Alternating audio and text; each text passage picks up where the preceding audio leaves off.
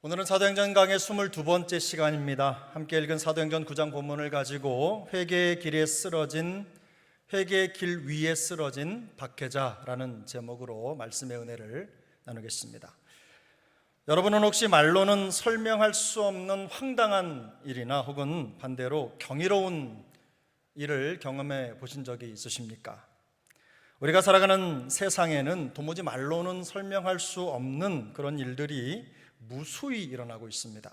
자연현상은 말할 것도 없고 평범해 보이는 우리의 일상 속에서도 인간의 지식이나 혹은 이해 수준으로는 도무지 설명할 수 없는 그야말로 경이로운 일들이 끊임없이 일어나고 있습니다. 특별히 사람의 변화가 그렇습니다. 간혹 악독하기 그지없는 어떤 사람을 보면서 저 사람은 필시 죽으면 지옥에 떨어질 거다 이렇게 생각을 했는데 어느 날 그 사람이 교회에 출석을 하는 겁니다. 그런 사람이 예배를 드리는 광경을 보노라면 그저 마음속에 그 경이로움이 생길 것입니다. 놀라운 변화가 일어난 것이죠. 남을 괴롭히고 나쁜 짓 할 생각으로 가득 차 있던 머릿속이 완전히 새롭게 리셋된 것입니다. 그리고 다른 사람을 위해서 기도할 마음이 그 자리를 대신하게 됩니다. 간절히 하나님을 예배하며 은혜를 구하는 모습으로 변화된 사람을 보게 된다면 참으로 감동 그 자체일 것입니다. 우리 자신일 수도 있고 누군가 우리 주변에 그런 분들이 있을 수 있습니다. 그런데 지나온 역사를 돌아보면 실제로 그런 변화를 경험한 인물들이 많습니다. 조금의 변화가 아니라 큰 일생일대의 대전환을 이룬 분들이 있죠. 대표적인 예로 찬송가 305장 나 같은 죄인 살리신이라는 찬송가를 작사한 존 뉴턴이라는 분이 계십니다. 그분은 한때 흑인 노예선의 선장이었습니다. 나중에는 신학을 해서 목사가 됩니다만 그는 젊은 시절 방탕한 생활을 했습니다. 흑인 노예들에게 잔인한 행동을 하면서도 마음속에 별다른 양심의 가책을 느끼지도 않는 그야말로 후한무치였습니다. 그러다가 1748년 대서양을 횡단하다가 자신의 노예선이 큰 풍랑을 만나게 됩니다. 좌초될 위기를 처하게 된 것이죠. 그러면서 이 사람이 평생에 처음으로 하나님 앞에 진실하게 살려달라고 기도했습니다. 그 기도 덕분인지 그는 기적적으로 그 폭풍우를 벗어나서 무사히 귀향할 수 있었습니다. 뉴턴은 이 일을 회고하면서 바로 그때가 나에게는 제2의 탄생일이다 이런 고백을 남겼습니다. 그 후로 그는 신앙생활을 시작하게 되었습니다. 그런데 신앙생활을 시작하고 나서도 무려 7년여의 시간 동안 노예선의 선장직을 내려놓지 않았어요. 계속해서 그 일을 한 것입니다. 그런데 점차 노예무역에 대한 부당함을 깨닫게 되면서 그 일을 그만두게 됩니다. 그리고 이후에 신학을 공부해서 영국 성공회의 목사로 재직을 하게 되고 일평생 복음 전파를 위해서 그리고 노예 해방을 위해서 남은 여생을 헌신하게 됩니다. 뉴턴은 자신의 이 더럽고 어두웠던 과거를 깊이 회개합니다. 그리고 그 마음, 하나님께서 자기에게 베풀어 주셨던 그 놀라운 은혜를 생각하면서 가사를 썼는데 바로 그것이 305장 나 같은 죄인 살리신입니다. 그는 이 305장뿐만 아니라 44장 그리고 210장 시온성과 같은 교회라는 찬송가도 함께 작사를 했습니다. 그런데 성경을 보면 이 뉴턴과 같은 비슷한 변화의 경험을 한 사람이 등장합니다.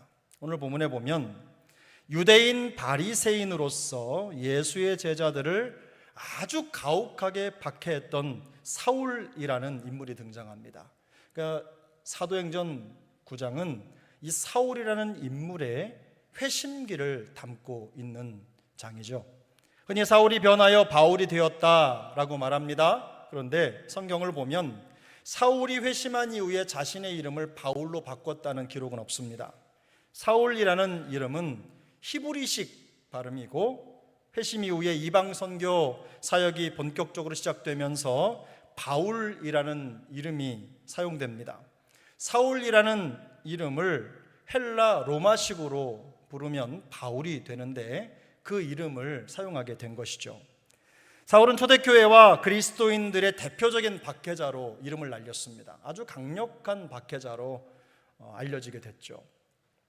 스데반 집사가 돌에 맞아 죽는 순간에도 그는 그 곁에 있었고, 예루살렘 교회 성도들을 붙잡아서 방방곡곡 집집마다 찾아가서 그들을 감옥에 집어넣고 박해하는 일에도 앞장서서 달려갔습니다.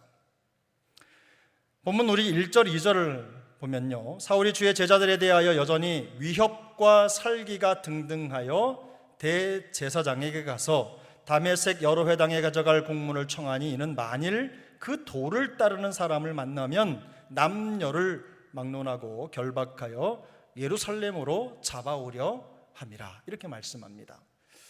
이미 8장에서 우리가 나누었던 대로 사울은 예수 믿는 자들을 집에까지 찾아가서 찾아내가지고 발본색원을 한 거죠.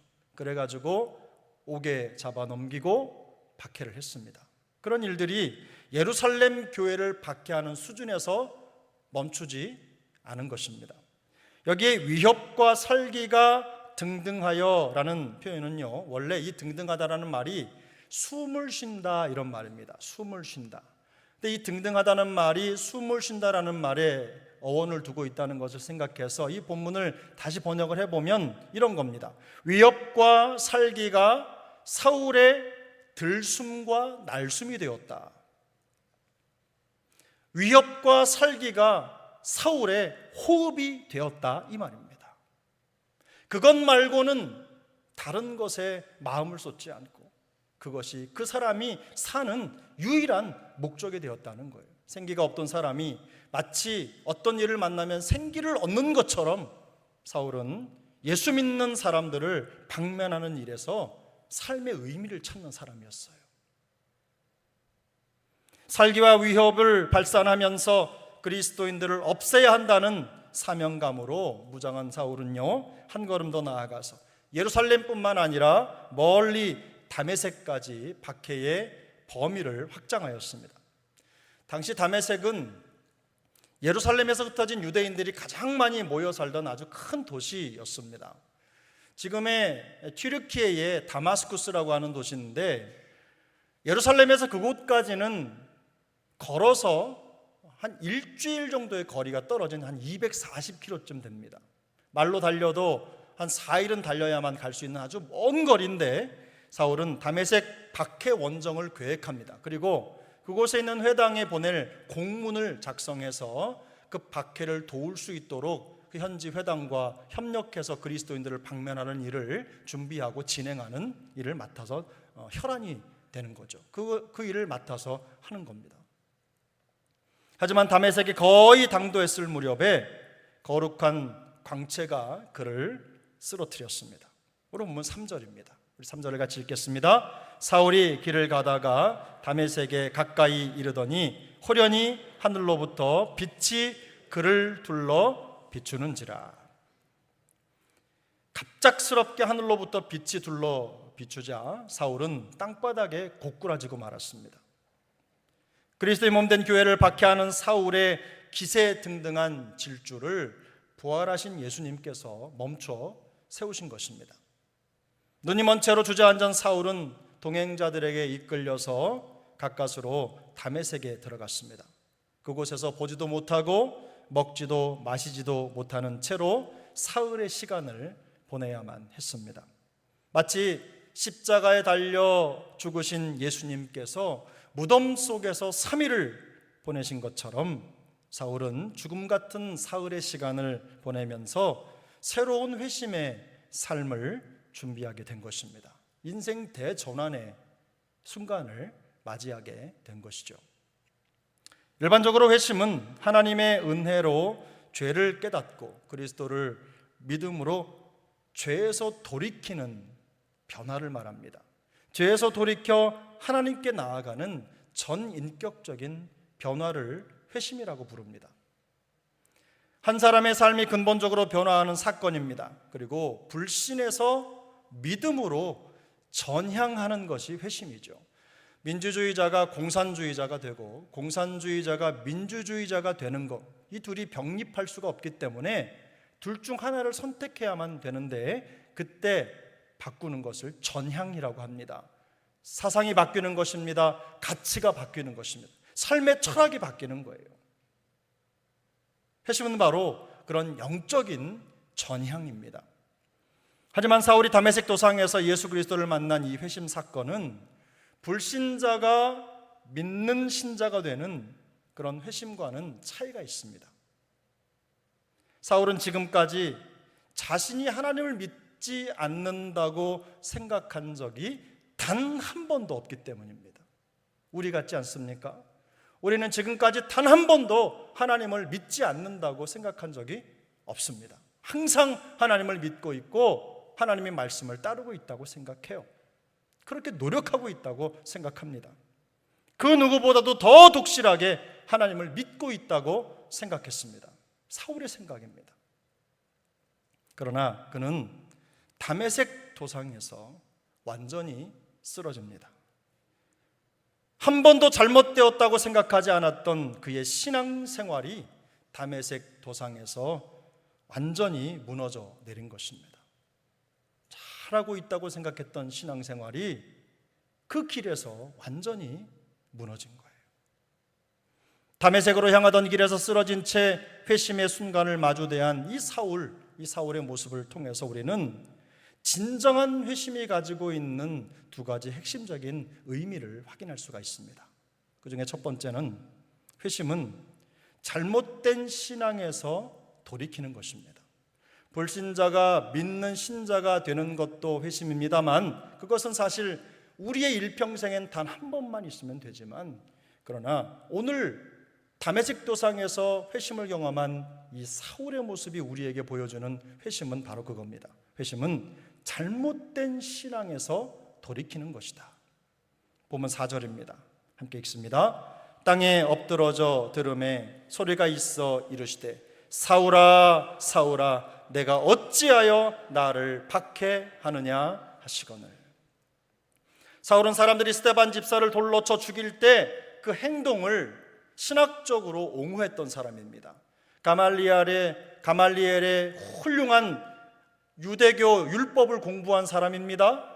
그곳에서 터득한 학문과 지식으로 스데반을 돌로 쳐 죽이는 사람들을 신학적으로 변호했던 사람이에요.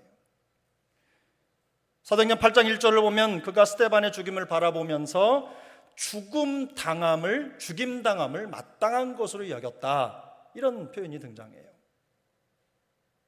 당연하다는 거죠. 죽는 게 당연하다는 것입니다. 뿐만 아니라 사울은 예루살렘 교회에 대한 박해 활동에 있어서 매우 주도적인 역할을 감당합니다. 그런데 예수를 따르는 자들에 대한 박해와 탄압에 열을 올리는 그 이유가요, 구약 성경에 근거한 거예요. 구약 성경 신명기에 기록된 이 거짓 예언자들을 처벌하라는 이 명령의 근거에서 행동한 것입니다. 다시 말하면 그는 성경의 가르침을 따라서 그렇게 하는 것이라고 굳게 믿고 있었던 것입니다. 구약성경 신명기 13장 1절에서 10절의 내용을 보면 스스로 선지자라 하는 자들이 일어나 이적과 기사를 보이고 너희가 알지 못하던 다른 신들을 따라 섬기자고 말하는 그런 선지자나 꿈꾸는 자들을 죽이라고 명령합니다. 성경에 그렇게 나와 있어요. 여러분, 신명기 13장 8절부터 10절까지 말씀을 우리 함께 읽겠습니다. 너는 그를 따르지 말며 듣지 말며 긍휼히 여기지 말며 애석히 여기지 말며 덮어 숨기지 말고 너는 용서 없이 그를 죽일 때에 내가 먼저 그에게 손을 대고 후에 뭇 백성이 손을 대라. 그는 애굽 땅 종 되었던 집에서 너를 인도하여 내신 내 하나님 여호와께서 너를 꿰어 떠나게 하려 한 자이니 너는 돌로 쳐 죽이라. 여호와에게서 너를 꿰어 떠나게 하는 자이니 너는 돌로 쳐 죽이라. 이것이 성경의 가르침인데 사울은 나사렛 예수와 그를 따르는 제자들이 이처럼 다른 신이나 이단 사설을 전파하는 불온 세력으로 판단을 한 것입니다. 그래서 스데반을 돌로 쳐 죽이는 행위를 정당한 행위라고 생각한 것입니다. 그런데 이런 일이 일어날 것을 우리 주님께서 이미 말씀을 하셨어요. 요한복음 16장 2절을 보면 이런 말씀이 있습니다. 사람들이 너희를 출교할 뿐 아니라 때가 이르면 무릇 너희를 죽이는 자가 생각하기를 이것이 하나님을 섬기는 일이라 하더라. 믿는 자들을 죽이고 박해하는 그 일을 하면서 그 마음속에 어떤 생각이 들었다고요? 이것이 하나님을 섬기는 일이라. 이런 마음을 갖는다는 거예요. 지금 사도 바울, 이 사울의 마음속에 든 생각 그대로입니다. 사울은 예루살렘 교회를 공격하고 잔멸하기 위해서 각 집에 들어가서 남녀를 체포해 투옥하는 일에 앞장섰습니다. 그것이 하나님을 더 잘 섬기는 일이라고 굳게 믿고 있었던 것입니다. 사울이 예수와 예수의 제자들을 이단으로 생각했던 결정적인 증거가 있습니다. 그것은 예수님이 나무 십자가에 달려 죽으신 그 사건이었어요. 구약 성경에 이 내용도 나오는데요. 신명기 21장 22절 23절 말씀입니다. 우리 함께 읽겠습니다. 사람이 만일 죽을 죄를 범함으로 내가 그를 죽여 나무 위에 달거든 그 시체를 나무 위에 밤새도록 두지 말고 그 날에 장사하여 내 하나님 여호와께서 내게 기업으로 주시는 땅을 더럽히지 말라. 나무에 달린 자는 하나님께 저주를 받았음이니라. 아멘. 여러분, 예수님이 그러셨잖아요. 예수님이 달리시고 그 하루 만에 돌아가셔서 내려서 그날 장사했잖아요. 그런데 예수님의 죽음을 이 말씀에 빗대어서 해석한 것입니다. 나무에 달려 죽은 나사렛 예수의 죽음을 바리새인들의 이 잘못된 신학으로 해석하는 그 자리에 이 사울이 편승한 겁니다. 그래서 예수 믿는 자들을 박멸해야 할 대상으로 보고 그토록 위협과 살기가 등등했던 것입니다. 이처럼 사울은 자신의 목적을 이루기 위해서 짜맞추기식의 성경 해석의 오류에 빠져버렸어요. 그래서 메시아이신 예수 그리스도를 알아보지 못하고 그와 그의 몸된 교회를 박해한 것입니다. 그를 무서운 박해자로 만든 것이 무엇입니까? 바로 불신앙입니까? 아닙니다. 불신앙이 그를 박해자로 만든 게 아니에요. 그의 생각 속에 뿌리 박힌 잘못된 신학과 신앙이 그를 극악무도한 핍박자로 만들어 버린 것입니다.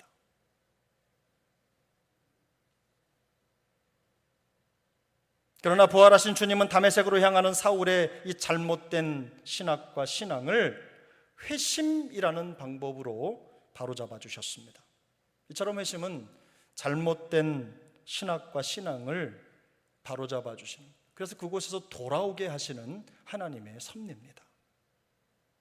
사실 우리는 성경 말씀과 하나님의 뜻에 대해서 매우 제한적인 지식을 가지고 있습니다.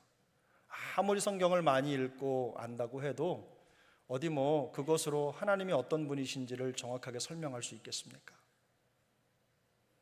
그리고 성경과 보내는 시간보다 성경과 떨어져 지내는 시간이 훨씬 더 많기 때문에 언제든 오염될 수 있어요. 솔직히 안전하지 않습니다. 그래서 늘 넘어질까 조심하지 않으면 언제든 잘못된 신념이나 편견에 빠질 가능성이 있는 것입니다. 잘 가는 것 같다가도 가만히 보면 말씀을 따라가기보다는 자기 생각이나 신념을 따라가는 경우가 훨씬 더 많거든요. 율법에 관하여 추정을 불허하는 사울이 바로 이런 오류에 빠졌다면 우리도 예외는 아닙니다. 바울은 이러한 자신의 경험을 바탕으로 성도들을 권면하는데요. 고린도후서 13장 5절을 보면 너희는 믿음 안에 있는가 너희 자신을 시험하고 너희 자신을 확증하라고 말합니다. 매사의 생각과 행동을 말씀으로 점검하라는 말입니다. 선무당이 사람 잡는다는 우리 속담이 있습니다. 선무당이 사람을 잡는다. 제대로 알지 못하는 미숙한 사람이 나서다가 오히려 상황이 악화되는 경우를 일컫는 말입니다. 잘못된 신앙에 빠지지 않기 위해서 우리가 조심 또 조심해야 하겠지만, 그게 상책이겠지만 사실 이 조심만으로는 충분하지가 않습니다. 에베소서 4장 말씀인데요, 우리 에베소서 4장 13절 14절 말씀을 함께 읽겠습니다. 우리가 다 하나님의 아들을 믿는 것과 아는 일에 하나가 되어 온전한 사람을 이루어 그리스도의 장성한 분량에 충만한 데까지 이르리니, 이는 우리가 이제부터 어린 나이가 되지 아니하여 사람의 속임수와 간사한 유혹에 빠져 온갖 교훈의 풍조에 밀려 요동하지 않게 하려 함이라. 아멘. 잘못된 신앙에서 돌아선 이후에 또 넘어지지 않기 위해서 우리가 해야 될 일은 무엇입니까? 믿는 것과 아는 것의 하나가 되는 온전함에 힘써야 된다는 것입니다. 끊임없이 진리를 배우고 알아가는 일에 진력해야 된다는 것입니다.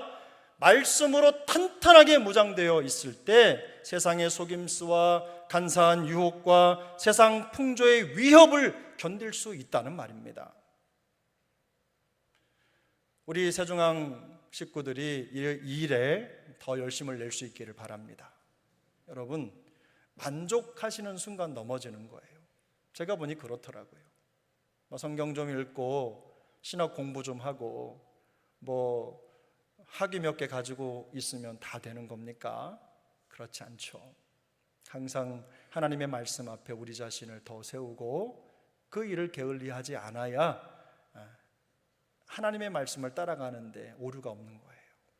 자칫 잘못하면 말씀이 아니라 자기 신념, 자기 고집, 자기 감정, 자기 생각을 따라가면서 신앙생활 잘하고 있다고 생각하는 거예요. 그렇게 되지 않기 위해서 우리 주님을 아는 것과 믿는 것에 하나가 되는 그 일에 우리 모두가 다 힘을 낼 수 있기를 소망합니다. 사울의 다메섹 사건이 보여주는 진정한 회심의 두 번째 의미가 있습니다. 그것은 예수님을 진짜로 만나야 한다는 것입니다.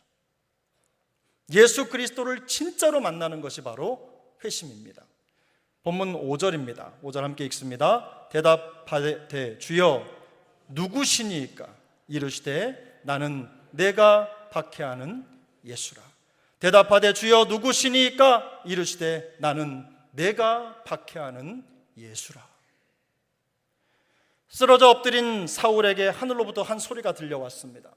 잘못된 자기 확신으로 가득 차 있어서 위협과 살기로 등등했던 때는 이런 소리가 들리지 않았는데 땅바닥에 고꾸라진 이후에 하늘의 소리가 들리는 거예요.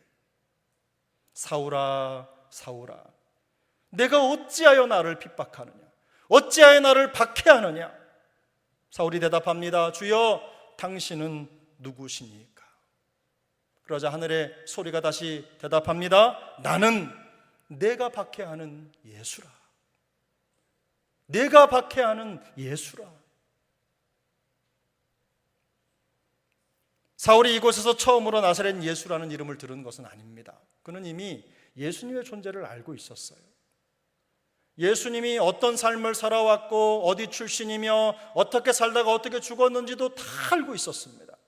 그래서 그는 이런 기억, 이런 과거의 기억을 회상하면서 고린도 5장 16절에 이런 기록을 남겼습니다. 그러므로 우리가 이제부터는 어떤 사람도 육신을 따라 알지 아니하노라. 비록 우리가 그리스도도 육신을 따라 알았으나 이제부터는 그같이 알지 아니하노라.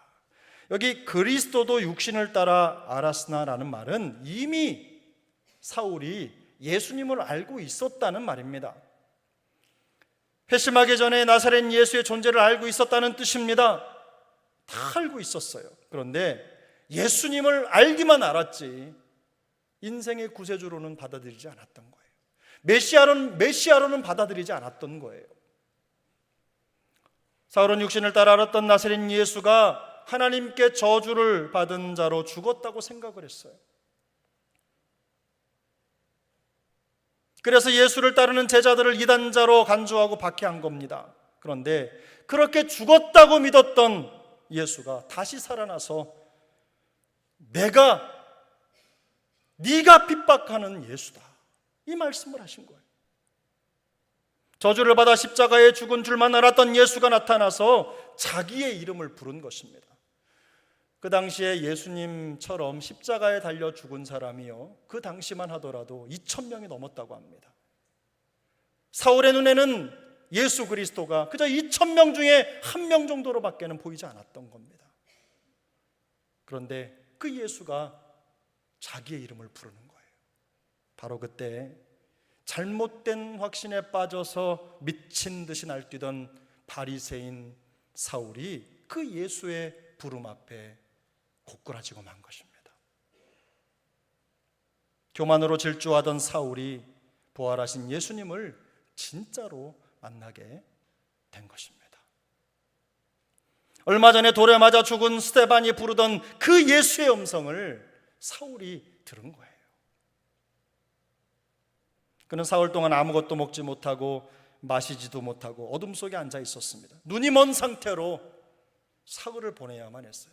그 사흘의 시간 동안 커다란 혼돈과 혼란과 또 회환과 자책의 마음이 들었을 것입니다.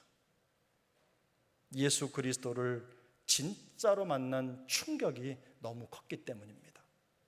이처럼 예수님을 진짜로 만나면 삶이 180도로 바뀌는 대전환이 일어나게 되는 것입니다. 사랑하는 여러분, 여러분 예수님 만나셨습니까? 예수님 만나셨습니까? 제가 늘 항상 드는 생각은 왜 대답이 없으십니까? 여러분 예수님 만나셨습니까? 사울은 예수님을 만난 다메섹 도상에서 잠시 눈이 멀고 길을 잃었어요.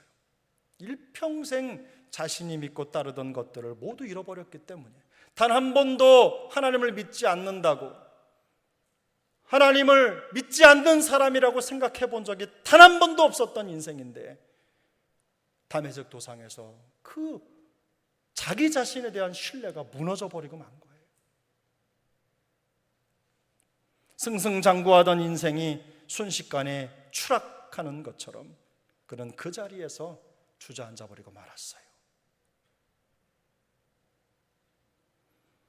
다메섹 도상에서 예수님을 만난 이후에 3일은 그야말로 인생의 가장 어두운 순간과 싸워야 하는 시간이었지만, 그러나 예수님과 함께 부활을 준비하는 시간이기도 했습니다. 이 시간이 지나면 바울은 다시 태어날 것이기 때문입니다. 그래서 그는 이 과정을 생각하면서 이런 고백을 남겼어요. 고린도후서 5장 17절, 여러분 잘 아시죠? 함께 읽습니다. 그런즉 누구든지 그리스도 안에 있으면 새로운 피조물이라. 이전 것은 지나갔으니 보라 새 것이 되었도다. 한 번 더 읽습니다. 그런즉 누구든지 그리스도 안에 있으면 새로운 피조물이라. 이전 것은 지나갔으니 보라 새 것이 되었도다. 아멘. 이것은 예수 그리스도를 진짜로 만난 사도 바울이 남긴 고백입니다. 선포입니다. 선언입니다. 자신뿐만 아니라 모든 그리스도 안에 있는 하나님의 사람들이 이런 은혜를 경험하기를 원하는 거예요. 그는 예수를 만난 이후에 그리스도 안에서 새로운 피조물이 되었다고 선포합니다. 완전히 새 것이 되었음을 고백하고 있는 것이죠. 이것이 바로 다메섹 도상에서 사울이 경험한 회심입니다. 예수님을 진짜로 만난 거죠. 이제 말씀을 정리하겠습니다. 젊은 시절을 탕자처럼 방탕과 타락으로 허송세월하다가 어느 날 하나님의 은혜를 체험하고 갑작스럽게 변화된 분들이 종종 계십니다. 그리고 나서 충직한 성도의 삶을 살다가 여생을 마친 그런 분들이 우리 주변에 왕왕 계십니다. 다메섹 도상에서 예수님을 만나 회심한 사울과 같은 경우에 해당이 되는 분들입니다. 그러나 모든 사람이 다 이런 경험을 하는 것은 아닙니다. 어려서부터 주님을 알고 소위 우리가 모태신앙이라고 부르는 분들이 있죠. 그런 분들은 아주 어릴 때부터 주님을 알고 섬겼습니다. 또 젊을 때부터 신앙훈련을 잘 받아서 꾸준히 성장하는 사람들을 말하는 것이죠. 불같이 뜨거운 회심의 기억이나 은혜 체험은 없지만 일상 속에서 항상 하나님의 은밀한 인도를 따라 거룩한 삶을 살려고 애쓰는 분들입니다. 갑작스러운 변화도 없고 영적으로 민감해 보이지도 않지만 마치 어린 아이가 부모를 통해서 자기의 출생 사실을 전해 듣고 그걸 마음에 새기고 기억하는 것처럼 예수님을 기억하는 사람들이에요.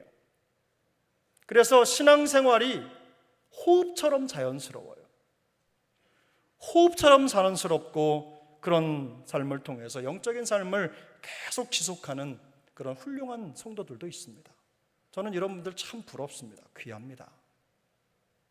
하지만 이런 모태신앙이나 혹은 갑작스런 변화를 경험한 사람들 모두에게 진정한 회심은 너무나 중요합니다. 이 회심에 대한 경험이 너무너무 중요한 거예요. 회심은 무너진 자를 일으키는 하나님의 구원의 손길이고 구원 밖에 있던 영혼들을 하나님의 은혜 안으로 부르는 하나님의 초청이기 때문에 그래요. 그럼 본문 6절을 함께 읽겠습니다. 6절 함께 읽습니다. 너는 일어나 시내로 들어가라. 내가 행할 것을 내게 이를 자가 있느니라 하시니라. 아멘. 이것은 다메섹 도상에서 완전히 고꾸라진 사울을 향해서 예수님이 해주신 말씀이에요. 주님은 쓰러진 사울을 향해서 이렇게 말씀하셨어요. 일어나라. 일어나라. 일어나라. 쓰러진 사울을 향해서 외치신 거예요. 이것이 우리를 회심으로 이끄시는 주님의 목적입니다. 회심은 우리가 헤어나올 수 없는 죄의 절망과 좌절을 주려는 것이 아닙니다. 넘어진 우리를 다시 일으켜 세우시려는 하나님의 치유와 회복의 손길입니다. 눈은 떴으나 아무것도 보지 못하는 그런 무지몽매한 인생이 믿음의 눈을 떠서 하나님의 은혜를 보고 그 은혜 안에서 살아가도록 그들을 부르시는 예비된 하나님의 축복입니다. 잘못된 신앙, 잘못된 신학에서 우리를 건져주시고 구원자이신 예수 그리스도를 진짜로 만나게 하시려는 은혜의 방편이 바로 회심입니다. 못되고 어그러진 옛 자아, 잘못된 습관, 교만, 이 모든 것들이 무너지고 그리스도 안에서 새로운 피조물이 되는 것입니다. 완전히 새 것이 되어 새로운 하나님의 능력과 은혜를 고백하며 살아가는, 그래서 선하신 하나님의 능력을 자랑하는 인생, 그 인생을 시작하는 시점, 하나님의 계획이 시작되는 그 시점이 바로 회심인 거예요. 잘 나가던 사울이 다메섹에서 눈이 멀어서 쓰러지는 이 광경은요, 한순간에 모든 것을 잃어버리는 절망처럼 보입니다. 그러나 그것은 진짜 절망으로 달려가는 그런 인생을 멈춰 세우시는 하나님의 손이에요. 정말로 무너지는 인생을 붙들어 세우시는 하나님의 손입니다. 하나님의 브레이크예요. 절망으로, 죽음으로, 파멸로 질주해가는 그 인생을 붙잡아 세우시는 하나님의 능력입니다. 하나님의 구원이었어요. 사울이 경험한 파산, 추락, 혼돈, 이 모든 것들은 그리스도 안에서 그를 일으켜 세우시려는 하나님의 선한 능력이요 구원이 된 것입니다. 그러므로 우리 중에 어느 누구도 하나님이 구원하시는 손길 안에 있다는 것을 기억할 수 있기를 바랍니다. 우리가 하려는 일이 때로는 잘 안 되고 하나님이 뭔가 방해하시는 것 같은 생각이 들 때가 있어요. 그렇다면 안심하십시오. 우리의 삶을 재조정하시고 새롭게 하시려는 하나님이 우리를 위해 일하고 계시다는 증거입니다. 우리의 교만과 잘못된 생각과 믿음의 오류들을 교정하시려는 그야말로 다메섹의 은혜를 우리에게 베풀어 주시는 거예요. 우리 중에 다메섹 도상의 회심이 필요 없는 사람은 아무도 없습니다. 그런 회심 없어도 된다고 말할 수 있는 사람이 아무도 없어요. 우리 모두에게 예수님을 만나는 다메섹의 경험이 필요합니다. 주님을 진짜로 만나셔야 합니다. 사울을 새로운 은혜의 여정으로 이끄신 부활하신 주님의 그 회심의 빛이 우리 세중앙교회 모든 식구들에게, 그리고 우리 사랑하는 자녀들에게 더욱더 풍성히 비출 수 있기를 예수님의 이름으로 축복합니다.